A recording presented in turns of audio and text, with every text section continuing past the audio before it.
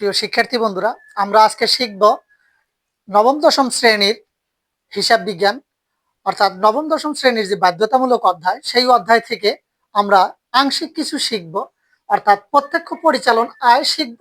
প্রত্যক্ষ পরিচালন আয় থেকে কিভাবে নিট বিক্রয় বের করতে হয় তা আজকের উদ্দীপক থেকে জেনে নেব। প্রত্যক্ষ পরিচালন আয় জানার জন্য আমাদের জানতে হবে আজকের উদ্দীপকে প্রত্যক্ষ পরিচালন আয় কয়টি দৃশ্যমান এবং কয়টি অদৃশ্যমান।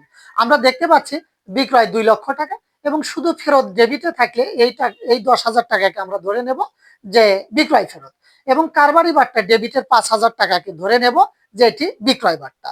তাহলে আজকের উদ্দীপকে দৃশ্যমান 3টি প্রত্যক্ষ পরিচালনা আয় দেখতে পাচ্ছি এবং সমন্বয় জাবেদার মাধ্যমে আমরা দেখতে পাচ্ছি বাকিতে পণ্য বিক্রয় করলে প্রাপ্য হিসাব ডেবিট, বিক্রয় হিসাব ক্রেডিট। আর একটি বিক্রয় আমরা সমন্বয় জাবেদার মধ্যে খুঁজে পেয়েছি এবং মুনাফাহীন বিক্রয় করলে বিক্রয়ের মধ্যে আমরা 5,000 টাকা দেখতে পাচ্ছি। তাহলে মুনাফাহীন বিক্রয়ের মধ্যে 5,000 টাকা বিক্রয় অন্তর্ভুক্ত থাকলে তার সমন্বয় জাবেদা হবে বিক্রয় ডেবিট, ক্রয় হিসাব ক্রেডিট। তাহলে আরেকটি বিক্রয় আমরা খুঁজে পেলাম।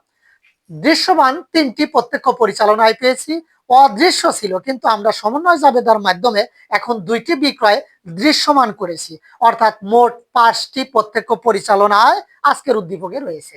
এই 5টি প্রত্যক্ষ পরিচালনায় কখন যোগ হয় কখন বিয়োগ হয় সেই বিষয়টি আমরা জানবো।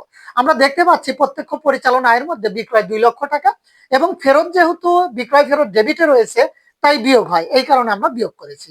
বিক্রয় ছিল ক্রেডিটে, বিক্রয় ফেরত 10,000 টাকা ছিল ডেবিটে, এই কারণে আমরা বিয়োগ করেছি। কারবারি বার্তা 5,000 টাকাও কিন্তু ডেবিটে রয়েছে, এই কারণে বিক্রয় ক্রেডিটে রয়েছে, কারবারি বার্তা 5,000 টাকা ডেবিটে থাকার কারণে আমরা বিয়োগ করেছি। আমরা দেখতে পাচ্ছি আরেকটি বিক্রয় ডেবিটে আছে, যেটা মুনাফাহীন বিক্রয়ের কারণে যে বিক্রয়টি ডেবিটে রয়েছে সেই বিক্রয়টি বাদ দেওয়ার কারণে কিন্তু আমরা লিখব বিয়োগ মুনাফাহীন বিক্রয় 5,000 টাকা। আমরা ফলাফল পেয়েছি 1,80,000 টাকা। ধারে বিক্রয় করার কারণে বিক্রয় ক্রেডিট হয়েছে। আমরা জানি এই বিক্রয়টিও ক্রেডিট, এই বিক্রয়টিও ক্রেডিট। হিসাব বিজ্ঞানের ভাষায় ক্রেডিট ক্রেডিট যোগ হয়, এই কারণে আমরা যোগ করব। আমরা লিখবো ধারে বা বাকিতে বিক্রয় 20,000 টাকা। আমরা ফলাফল পাবো, যোগ বিয়োগের ফলাফল পাবো 2 লক্ষ টাকা। এই 2 লক্ষ টাকাকেই কিন্তু নিট বিক্রয় বলা হয়। আশা করি বুঝতে পেরেছ।